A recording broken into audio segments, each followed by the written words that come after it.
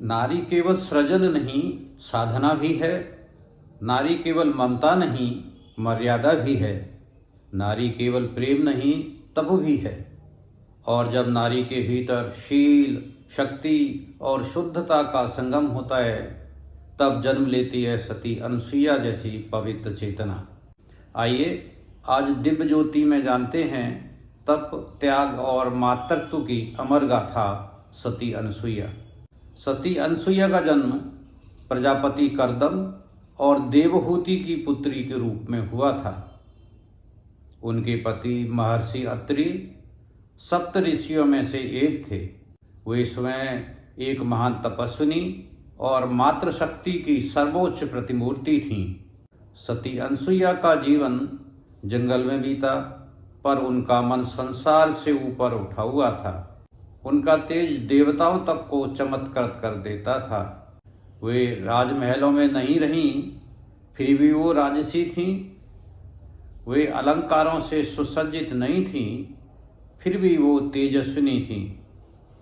वे ऊंचे सिंहासन पर नहीं बैठीं, फिर भी वो पूजनीय थीं।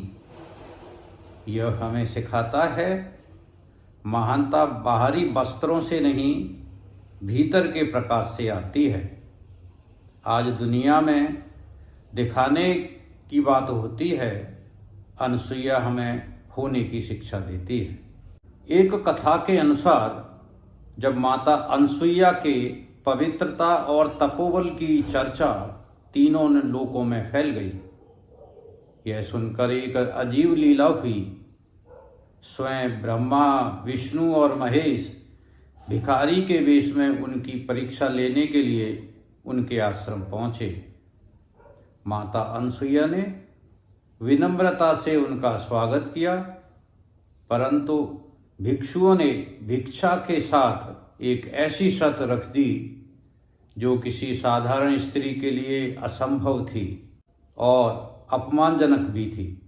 माता अनसुईया ने अपने सतीत्व, तपोबल और पवित्र संकल्प से तीनों देवों को नन्हे बालकों में परिवर्तित कर दिया और फिर एक माँ की तरह उन्हें गोद में लिया, ममता से उन्हें संभाला और प्रेम पूर्वक भिक्षा देकर तृप्त किया।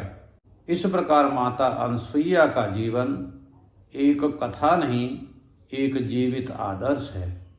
दिव्य ज्योति का संदेश। जिस हृदय में ईर्ष्या नहीं, जिस आत्मा में सत्य है और जिस जीवन में समर्पण है, वहीं से दिव्यता प्रकट होती है। अगर आपको यह कथा अच्छी लगी हो तो दिव्य ज्योति चैनल को लाइक, शेयर और सब्सक्राइब करें। तमसो मा ज्योतिर्गमय, अंधकार से प्रकाश की ओर।